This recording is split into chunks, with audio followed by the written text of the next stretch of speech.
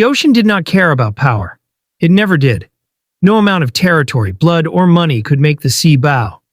And on a sun-bleached private beach on the outskirts of Seoul, where men in silk suits negotiated routes worth millions and guards stood at every corner like stone statues, the ocean moved exactly as it pleased, wild, indifferent, and hungry.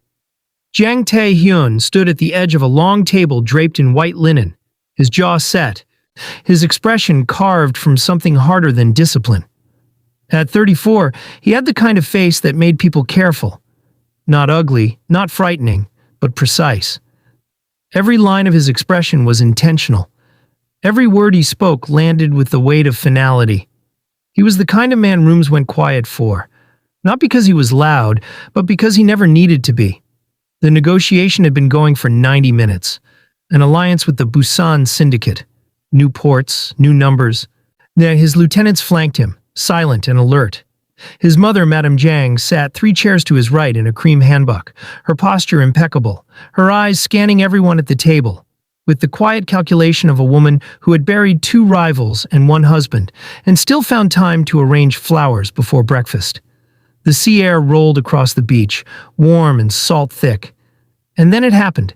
Not a gunshot, not a threat, not a rival. A child's scream cut through the entire afternoon like a blade. At the edge of the shoreline, no more than 30 meters away, a tiny voice shattered the silence. "My mom is drowning. Please save her. Somebody help." Every head at the table turned at once. At the edge of the shoreline stood a little girl. She could not have been more than 3 years old. Her tiny feet were bare and sinking into wet sand. Her cheeks were soaked with tears, her small fists clenched at her sides. And her whole body was shaking with a kind of terror that only exists in children. Raw, unfiltered, the purest form of fear any human being can witness. She was pointing at the water. The waves out there were not calm. A riptide had been quietly working all morning, pulling at anything foolish enough to drift too far. And someone, was barely visible beyond the break. A body, face down, not moving. Not one of the 30 men on that beach moved. Guards looked at each other. Lieutenants looked at their phones. The Busan representatives looked at Tae Hyun, waiting to take his lead. Madame Jang clasped her hands together and did not stand. The little girl screamed again, "Please, my mommy." Tae Hyun set down his pen. He removed his jacket slowly, deliberately, folding it across the back of his chair. His watch followed. His phone. Each item placed with the same careful attention he gave to everything. "Tae Hyun." His mother's voice was silk over iron. "Don't embarrass this family in front of our guests." He didn't answer her. He walked toward the water. Someone behind him exhaled sharply. Someone else muttered something under their breath. But no one stopped him, because no one who valued their continued employment would have dared. He hit the water at a full run, and didn't slow down when the cold hit him. The first wave knocked him sideways and he drove through it. The second tried to pull him under, and he let it, using the momentum to propel himself deeper. He had learned to swim in this ocean. He had learned everything worth knowing in water, his father used to say. The rest was just paperwork. He fought through the break, and the riptide grabbed him immediately, a cold lateral pull that wanted him sideways, not forward. He angled himself against it, swimming diagonally, using the current rather than fighting it, eating distance to gain ground. His lungs began to burn, his shoulders screamed. And he kept going. He reached the body in under 2 minutes. It was a woman, face down, her hair spread around her like dark silk on the surface. He grabbed her shoulder and turned her over. And then Tae Hyun, who had not flinched at a loaded gun pressed to his temple, who had sat across from men twice his age and made them blink first, who had buried people he cared about and gone back to work the same evening, froze. He knew this face. He knew the shape of this jaw. And he knew the small scar near her right brow, the one she'd gotten from a bicycle fall when she was 12, the one she'd told him about in a whisper at 2 a.m. in a hotel room in Jeju, while rain hit the windows like someone knocking to be let in. He knew the curve of her mouth and the length of her fingers and the exact way her brows pulled together, even when she was unconscious. Amara Okoye. She had been gone for 3 years. She had told him the baby was lost.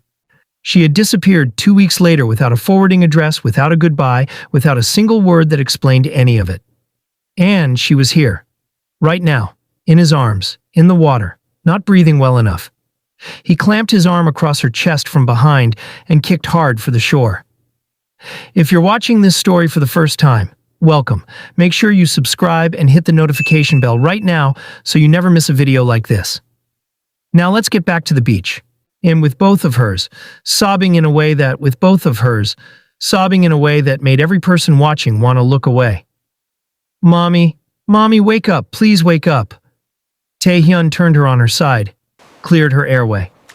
She coughed, hard, violent, water sick. And her body rolled forward and she pressed her palms into the sand and coughed again and again until her lungs found their rhythm. She was alive. His people had already called for medical assistance. 2 guards were jogging across the sand toward them. Madame Yang had not moved from her chair. The little girl threw her arms around her mother's neck and sobbed. Amara lifted one arm weakly and held her, eyes still closed, chest still heaving. Tae Hyun sat back on his heels and looked at the child. She pulled back from her mother for a moment to look at him.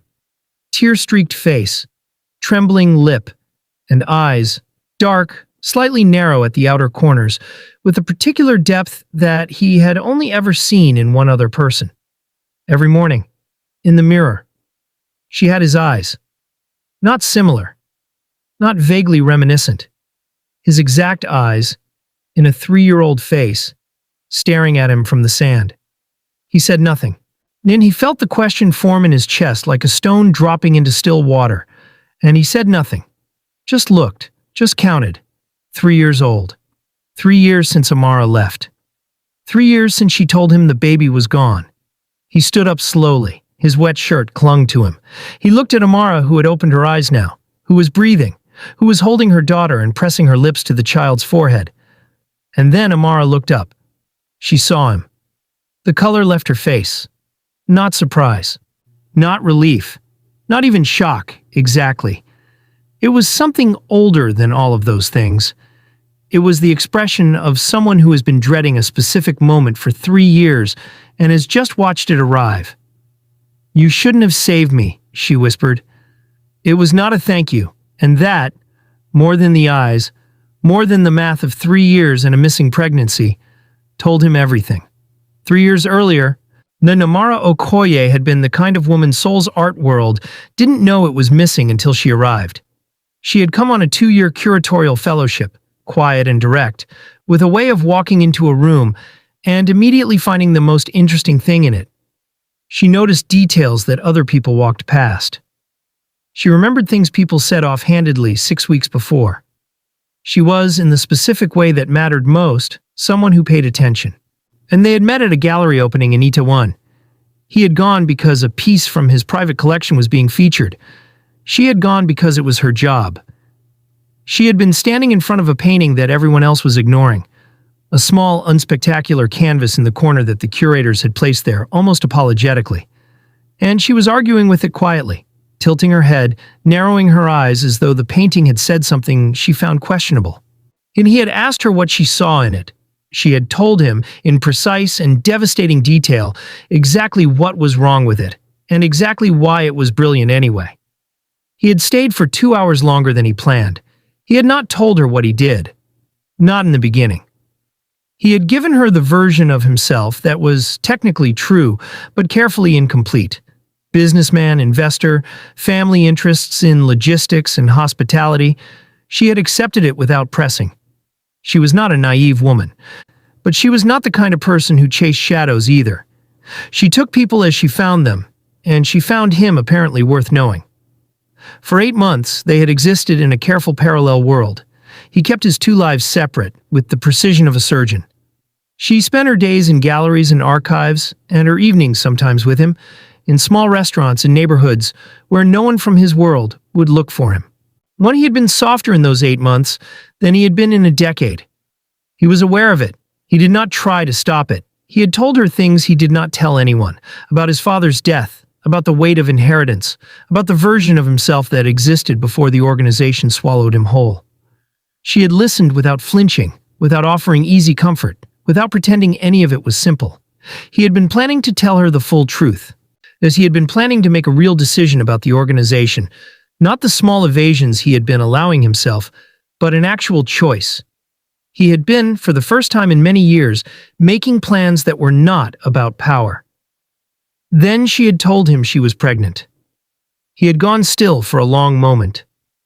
And then something in him had shifted, opened maybe in a way that surprised him, and he had reached across the table and taken her hand, and she had looked at him with caution, and he had said quietly, "Tell me what you want." She had said she needed time to think. He had given her a week. At the end of the week, she had come to him pale and careful and told him she had lost the pregnancy. Early. "These things happen," she said, and her voice had been steady, in the way that people's voices are steady when they have been rehearsing the words long enough to stop crying while they say them. He had believed her. He had not pressed.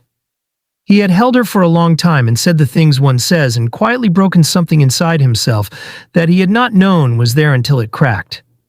And when she called him 2 weeks later and said she was going home, family emergency, flight already booked, he's thank you for everything. He had let her go. Because he had believed her. He had been wrong.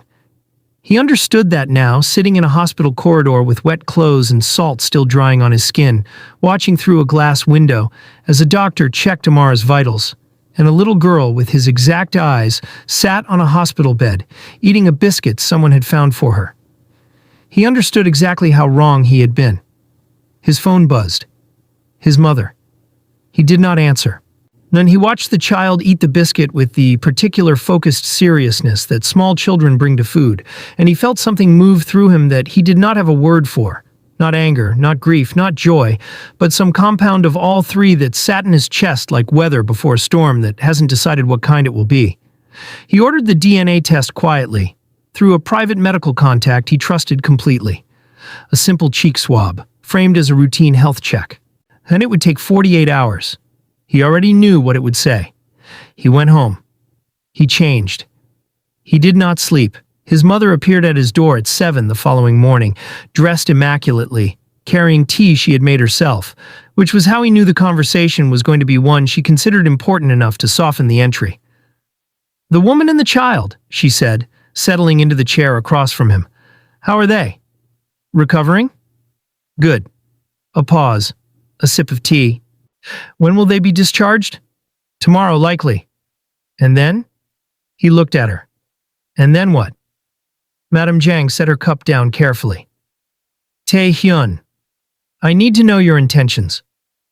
"My intentions," he repeated, "regarding the woman. Whatever she was to you, that was 3 years ago. She chose to leave. You have responsibilities now that you didn't have then, and having a foreign woman and a child attached to your name creates complications that—" "Did you know?" he asked, and the question landed quietly. His mother's expression did not change, but something shifted underneath it, a micro-movement of the eyes, a slight tension around her mouth that lasted less than a second, and told him everything. "Did you know she was pregnant when she left?" he said. "I knew there had been a situation," Madame Jiang said. "I handled it." The room went very still. "You handled it," he said. "I protected this family, as I have always done. I with 3 phone calls to the right with 3 phone calls to the right people. You threatened her. I had a conversation with her about reality." His mother's voice did not waver. She was a foreign national on a fellowship visa. She was unmarried. She was carrying a child whose father ran one of the most scrutinized organizations in this country. I explained to her what her life would look like if she stayed, and I explained what it would look like if she made the wiser choice. She made the wiser choice. You told her to lie to me. I told her to protect herself. What she told you was her decision." He stood up. He did not raise his voice. He was his father's son in that. The Yang men did not shout, and they went quiet in a way that was considerably worse. "Leave," he said. His mother picked up her tea. "You'll see this differently when the emotion passes." "Leave," he said again, "and don't discuss this matter with anyone. Not our people, not the elders, no one." She left. He stood at the window and looked at the city and understood, for the first time in 3 years, why Amara's voice had been steady in a way that sounded rehearsed. He understood why she had not cried when she told him, and he understood why she had never called again. He understood, with a clarity that felt like cold water, exactly who had written the ending of their story. And it had not been Amara. The DNA results came back the following afternoon. 99.9% match. Adora Okoye was his daughter. He held the paper for a long time. His hands were not shaking. He had expected this, but expecting something and receiving confirmation of it are different experiences. And he allowed himself to sit with the difference, to feel the full weight of 3 years of a child's life he had not been present for. A birthday he had not known about. A first word.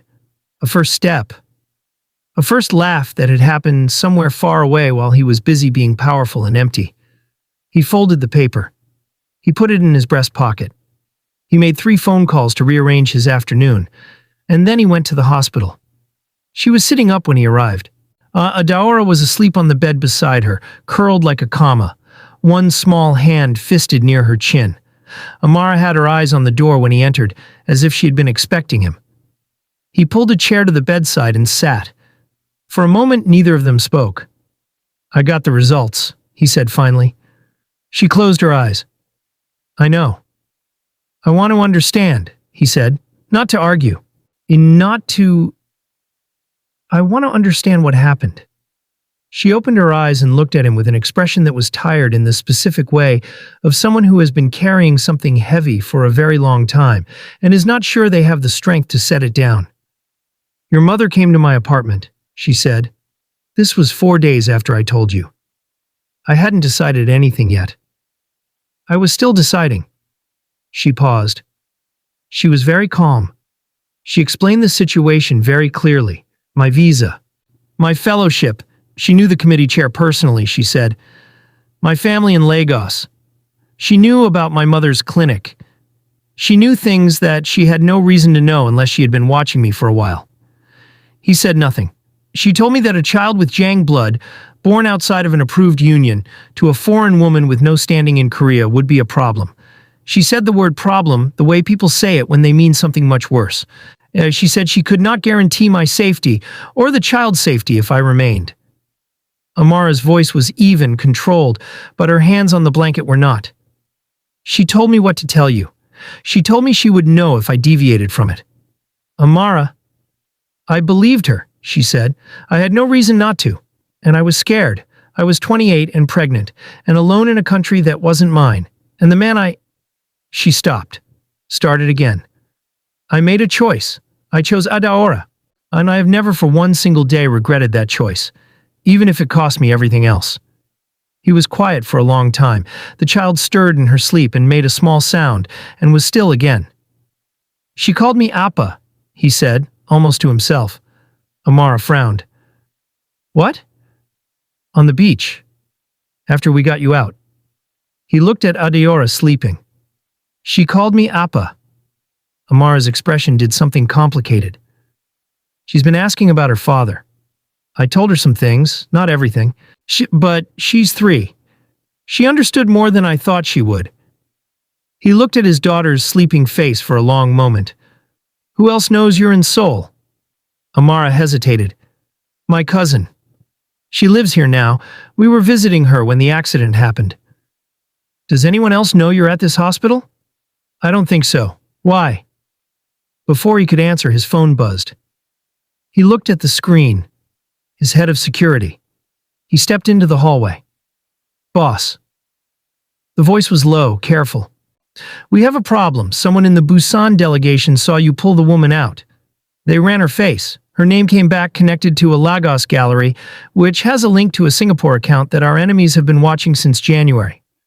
They think she's an informant planted near you." "She's not." "I know, but Park Sung-jin's people don't. And they are very interested in understanding why she matters to you enough to dive into the ocean in front of 30 witnesses." He was quiet for 3 seconds. "Double the security on this floor. No visitors without my direct approval. Find out who in the Busan delegation ran the search." He went back inside. "What's wrong?" Amara asked. "Nothing you need to worry about right now." He looked at her. "I need to move you somewhere safer." "Safer than a hospital?" "Yes." She stared at him. Tae Hyun, I didn't come back to Seoul for this. I came to visit my cousin. That is all. I don't want anything from you. I never wanted... I know, he said, but Adora is my daughter. And there are people who now know that I cared enough to dive into the ocean for a stranger. In my world, that kind of thing gets noticed. People start asking what the stranger meant to me. And once they have an answer, they use it. So, what are you saying? I'm saying, he said carefully, that whether you want it or not, your safety is now tied to mine. And I intend to take that seriously. She looked at him for a long moment. The expression on her face was not soft. It was not warm. It was the expression of a woman doing complex calculations, weighing costs she had already paid once against risks she had not yet named. I want that to be her choice, she said finally, nodding toward Adaora. When she's old enough. Yours, whether she has anything to do with your world?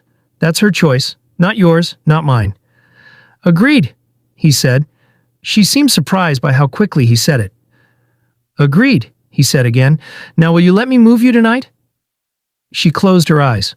Opened them. Fine. Drop a comment right now and tell us. Do you think Amara was right to run? Or should she have stayed and fought? Tell us below, and don't forget to like this video while you're at it. Every single comment keeps this story going. And the safe house was a 4-story building near the Han River that looked from the outside like any other upscale residential complex. Inside, it was fortified in ways that the exterior gave no hint of. Reinforced glass, pressure sensors along the perimeter, rotating security teams, a communications room on the second floor staffed around the clock. Tae Hyun kept 3 properties like this in Seoul. This was the most secure. Amara said nothing when she saw it. Adaora, Han, who had slept through the transfer, woke up and immediately wanted to know if there was a dog. There was not a dog. She was diplomatic about her disappointment. The following 3 days were careful, quiet, strange. Tae Hyun came each morning and left each evening. He did not stay because he was aware that his presence, the volume of it, the history of it, was a pressure Amara did not need on top of everything else. He brought things, food that Adaora liked, which he researched by calling Amara's cousin. Books, a small stuffed elephant that Adaora named Professor and carried everywhere immediately, without hesitation, as though she had been waiting for exactly this elephant her entire life. He was careful not to push. Adora had no such carefulness. She had decided, with the swift and total confidence of small children, that he was interesting and probably useful, and she would like to know him better. She showed him Professor.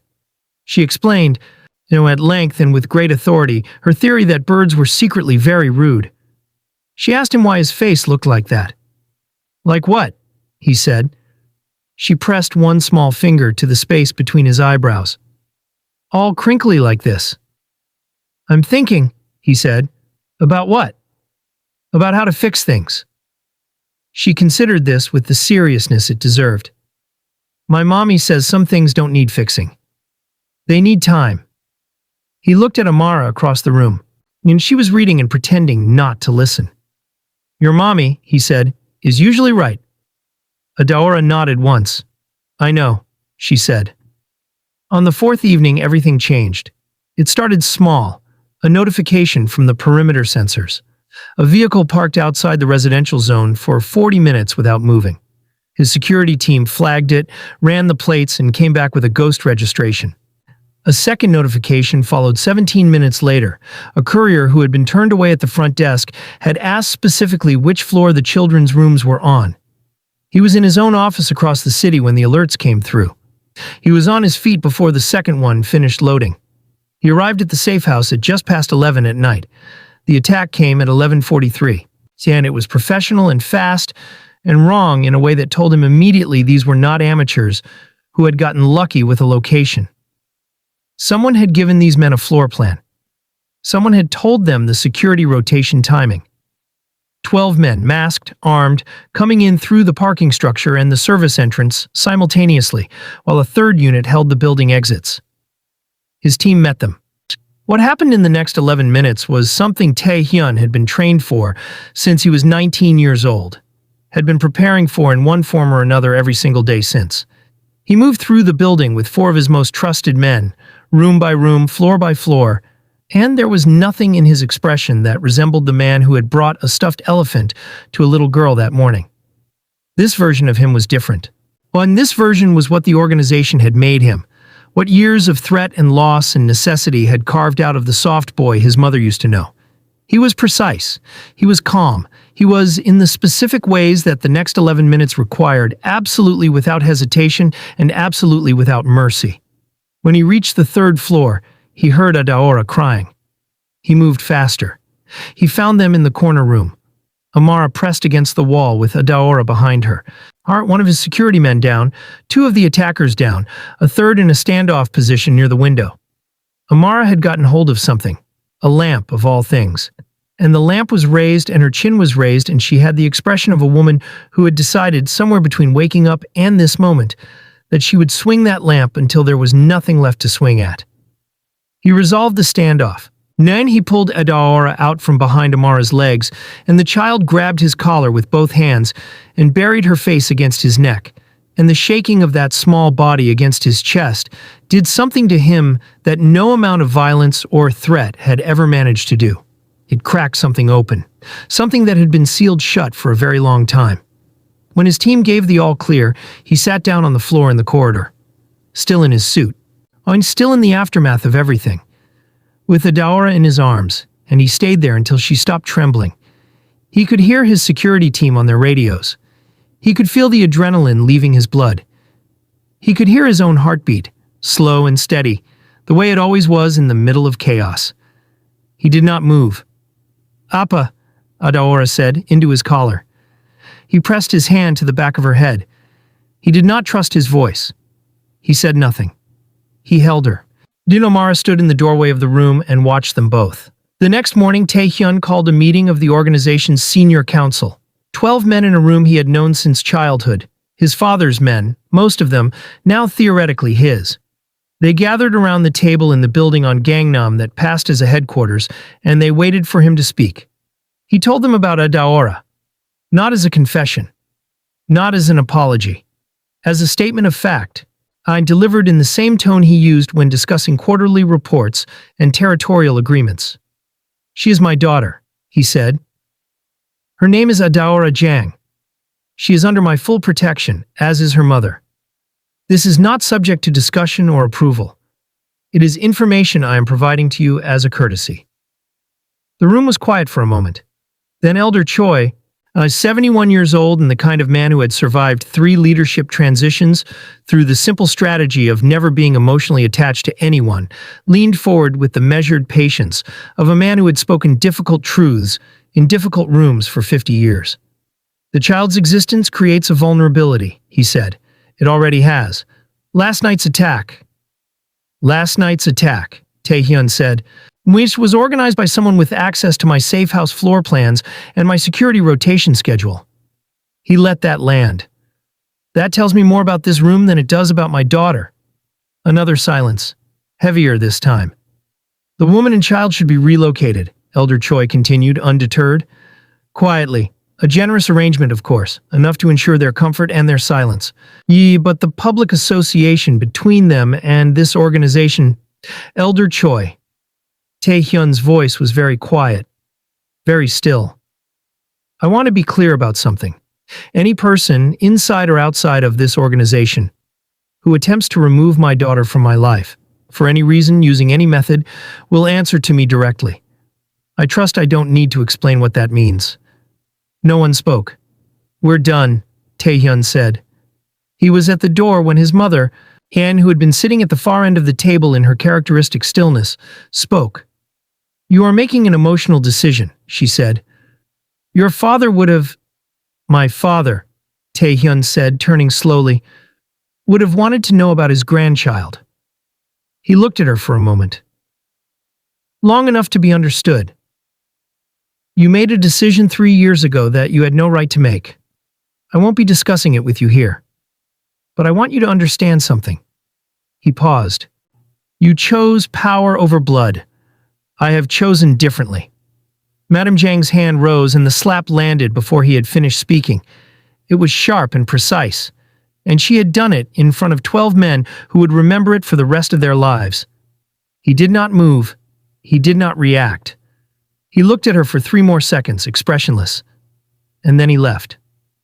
Amara was in the living room of the new location, a smaller, more private property in the hills above the city. When he arrived that evening, Adora was already asleep. The house was quiet. He sat down across from her without preamble, and she poured tea she had already made, which meant she had heard his car and had time to prepare, which meant she had been thinking about what she needed to say. "I heard what you did at the council meeting," she said. He raised an eyebrow slightly. His people talked. "I want to say something," she said, "and I need you to let me say it without interrupting." "All right." "Your world destroys things," she said. "Not because the people in it are evil, but because the rules of it are incompatible with ordinary life. I watched you with Adaora this past week, and I can see who you are when no one is measuring you against anything."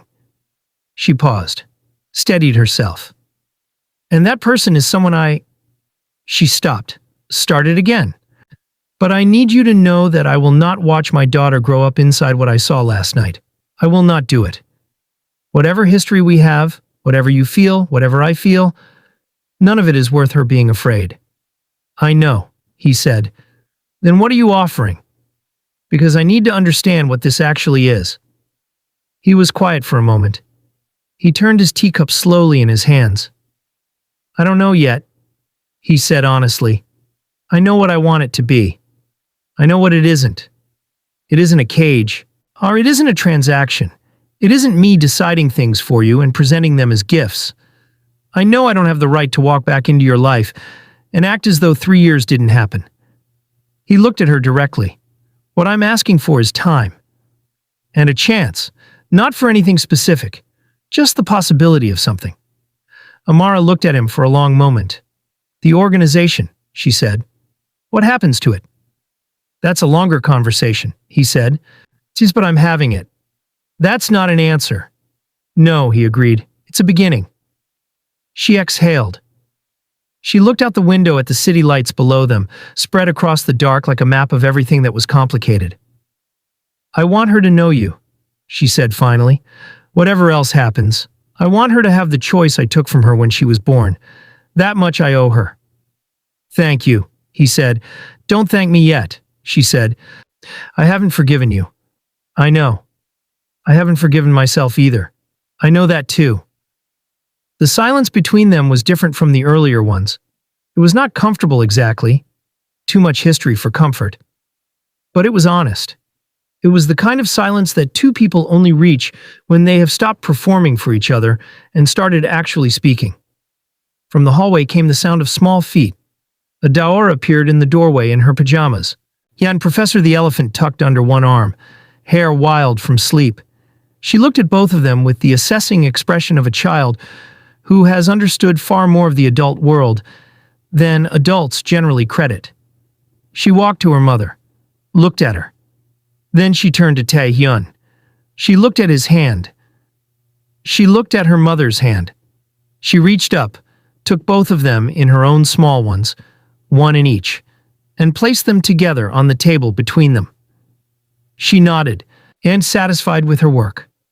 "Okay," she said, and went back to bed.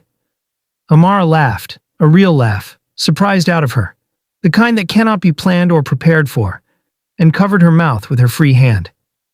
Tae Hyun sat with her hand still in his and looked at the doorway where Adaora had been, and the doorway was empty now. But what it had held remained in the room like warmth after a fire. He felt something in his chest that he had no name for. Something that was not power, and not control, and not the cold architecture of the life he had spent a decade building. Something that felt, improbably and remarkably, like the beginning of something worth building instead. Before we get to the final scene, if this story has moved you, please like this video right now and drop a comment telling us what you felt when Adaora placed their hands together. Share this with one person today. Stories like this deserve more than one pair of eyes. And now here's how it ends. They chose the same beach. Of course they did. A month later, on a morning when the sky over Seoul was doing something spectacular with gold and rose pink, with the kind of light that makes even hard things look gentle, they were there. Not the mafia side of the coast. The public shore, half a kilometer down, where ordinary families set up umbrellas on weekends, and children chased the tide without anyone watching for threats. Adora was chasing the tide. She ran at each wave and then shrieked and retreated as it chased her back, then ran again, and the pattern had been repeating for 20 minutes with no sign of slowing. She had arranged Professor in an acceptable resting position on the picnic blanket and declared the elephant well settled before entering into serious wave negotiations of her own. Tae Hyun stood at the water's edge watching her. Jacket off, sleeves rolled, hands in his pockets. In the tension that normally lived in his jaw and his shoulders and the spaces behind his eyes was quieter today. Not gone. Not yet. But quieter than it had been in a very long time. Amara sat on the blanket a few meters behind him. They had been talking all morning, carefully, circling the bigger things, but getting closer with each pass. It was like learning a language you once knew and forgot. The vocabulary was all still there. It just needed to be trusted again. Far down the beach, and parked on a ridge where the road curved above the shoreline, a dark vehicle sat without moving. Inside, a figure raised binoculars and adjusted the focus until the view was sharp. Through the lenses, the scene was clear. A man at the water's edge watching a child play. A woman on a blanket watching the man. A little girl with a stuffed elephant asleep beside her, running toward waves she was not afraid of. An ordinary scene, a domestic one, soft around all its edges. The figure in the car lowered the binoculars slowly. A voice from the back seat, measured and quiet, spoke without hurry. He claimed the child publicly. The figure in the front nodded once. A man with nothing to lose, the voice continued, is the most dangerous thing in this world. There is no leverage over him, no angle. Nothing to threaten him with, because he has already decided that everything is expendable. A man like that is a problem with no solution. A long pause. But a man with something to lose. A daughter who calls him Appa. A woman he would burn the world flat to protect.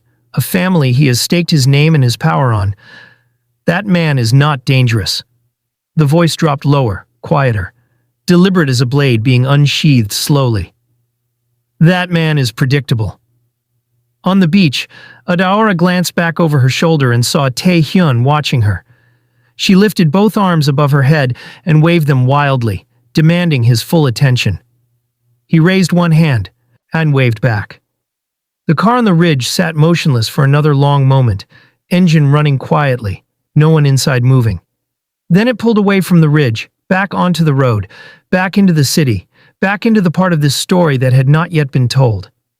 And on the beach, the three of them stayed until the tide came in fully, and Adora had negotiated a satisfying draw with the ocean, and Professor had been retrieved from an alarming proximity to the waterline, and Amara had laughed twice more at things Tae Hyun said, real laughs, the kind that cannot be planned.